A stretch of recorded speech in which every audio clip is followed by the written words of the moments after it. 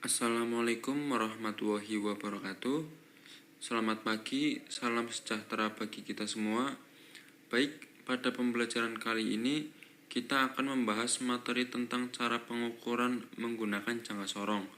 Tapi sebelum itu, kita akan mengenal terlebih dahulu apa itu jangka sorong, beserta fungsi, bagian-bagian, dan cara pemeliharaan jangka sorong. Dan juga bagaimana cara membaca skala pada jangka sorong, jenis-jenis pengukuran menggunakan jangka sorong, serta cara mengukur menggunakan jangka sorong yang baik dan benar.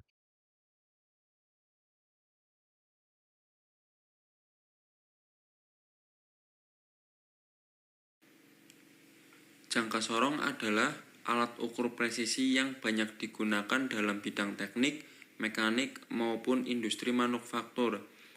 Alat ini memiliki kemampuan mengukur dimensi suatu benda dengan tingkat ketelitian yang lebih baik dibandingkan penggaris biasa, umumnya hingga 0,1 mm atau bahkan 0,02 mm. Dengan jangka sorong, seorang teknisi dapat mengukur panjang, ketebalan, diameter luar, diameter dalam, maupun kedalaman suatu benda dengan lebih akurat. Lalu selanjutnya ialah fungsi dari jangka sorong.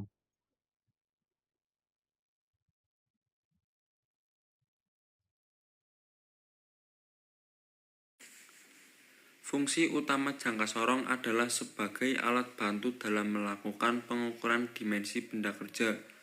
Alat ini memungkinkan kita mengukur berbagai bagian benda hanya dengan satu alat, baik itu diameter luar sebuah poros, diameter dalam sebuah cincin, ataupun kedalaman lubang.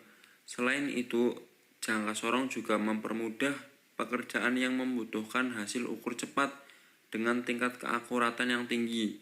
Karena fleksibilitas dan presisinya, alat ini menjadi peralatan standar di bengkel, teknik, laboratorium, maupun pabrik.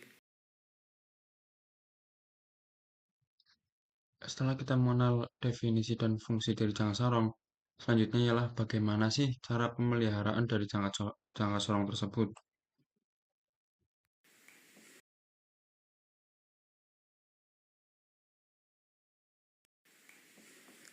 Cara pemeliharaan jangka sorong ialah setelah digunakan, jangka sorong sebaiknya dibersihkan dari debu, oli, atau serpihan logam yang mungkin menempel. Simpan alat di tempat yang kering untuk mencegah karat. Hindari menjatuhkan alat karena dapat merusak ketepatan skala. Selain itu, lakukan kalibrasi berkala agar tingkat presisi jangka sorong tetap terjaga. Dengan perawatan yang baik, jangka sorong dapat digunakan dalam jangka waktu yang panjang dengan akurasi yang terjamin.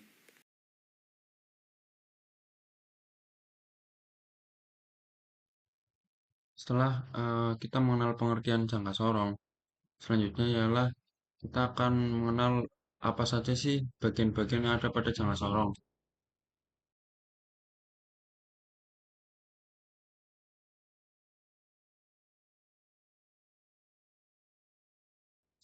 Yang pertama yaitu ada rahang dalam. Rahang dalam berfungsi untuk mengukur dimensi dalam seperti diameter lubang atau celah. Contohnya mengukur diameter dalam cincin, pipa, atau lubang poros. Pada rahang dalam terdapat dua komponen yaitu rahang tetap dan rahang geser.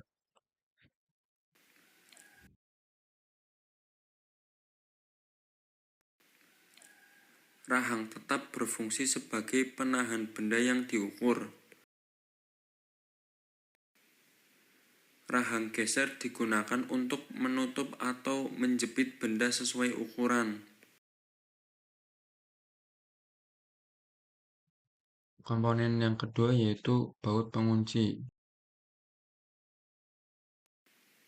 Skrup pengunci berfungsi sebagai penahan posisi rahang agar tidak bergeser saat dilakukan pembacaan hasil. Komponen ketiga yaitu ada skala utama.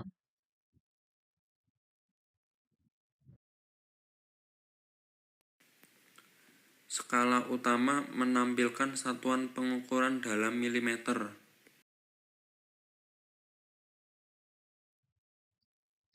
Komponen keempat ialah skala Nonius.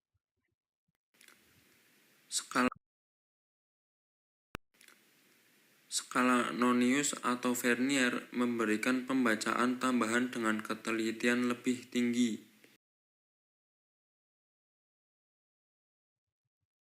Selanjutnya ada rahang luar.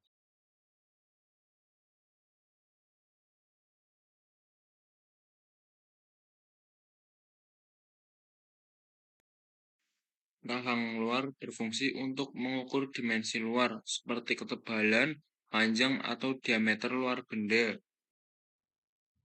Nah, pada rahang luar ini juga terdapat dua komponen, yaitu sama seperti pada rahang dalam, yaitu ada rahang tetap dan rahang geser. Selanjutnya yaitu tangkai kedalaman. Tangkai kedalaman dapat digunakan untuk mengukur kedalaman suatu lubang.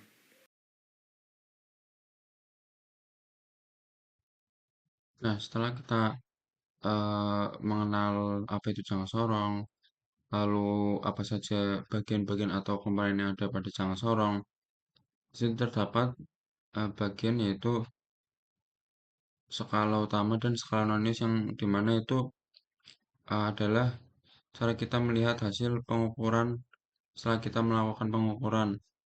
Lalu yang ketiga yaitu bagaimana sih cara membaca skala pada jangka sorong dan pada jangka sorong yaitu terutama pada skala utama dan skala Nonius.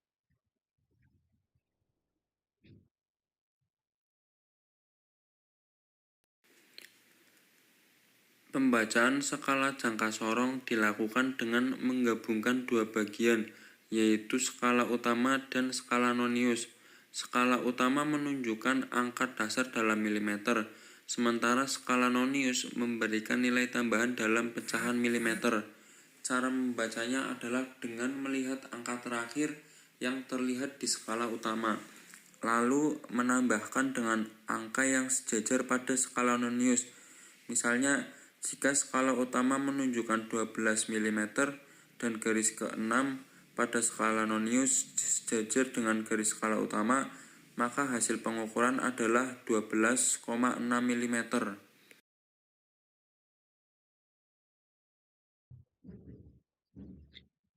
Selanjutnya yaitu apa saja sih jenis pengukuran yang dapat kita lakukan menggunakan jangka sorong. Yang pertama yaitu ada diameter luar. Jangka sorong dapat digunakan dalam berbagai jenis pengukuran. Untuk diameter luar, gunakan rahang luar yang lebih besar untuk menjepit benda dari luar.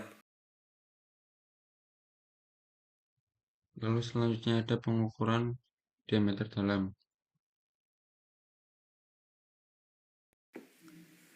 Untuk diameter dalam, gunakan rahang bagian dalam yang kecil untuk mengukur sisi dalam benda seperti cincin atau tabung.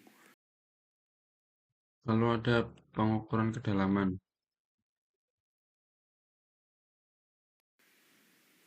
Untuk kedalaman, gunakan batang pengukur kedalaman yang terletak di ujung jangka sorong dengan cara memasukkannya ke dalam lubang. Nah, setelah kita mengenal pengertian, lalu bagian-bagian, cara membaca dan jenis pengukuran menggunakan jangka sorong, lalu selanjutnya ialah kita akan mempelajari bagaimana cara mengukur menggunakan jangka sorong. Ada 4 langkah untuk mengukur menggunakan jangka sorong. Yang pertama ialah posisi nol atau kalibrasi. Langkah pertama, pastikan jangka sorong berada pada posisi nol atau tidak terdapat kesalahan nol sebelum digunakan.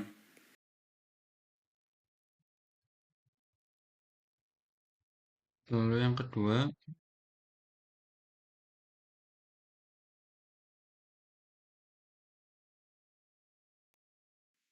langkah kedua, letakkan benda pada rahang sesuai jenis pengukurannya.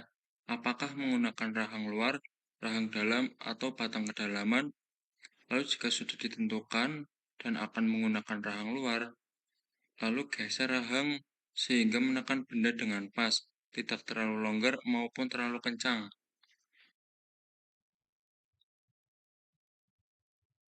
Lalu yang ketiga, langkah ketiga, kunci posisi rahang dengan skrup pengunci agar tidak bergeser saat dibaca. Dan yang terakhir ialah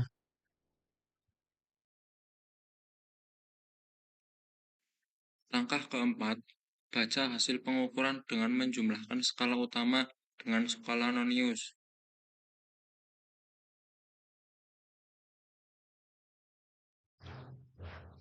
Oke, mungkin itu saja yang bisa saya sampaikan pada pengukuran menggunakan jangka sorong.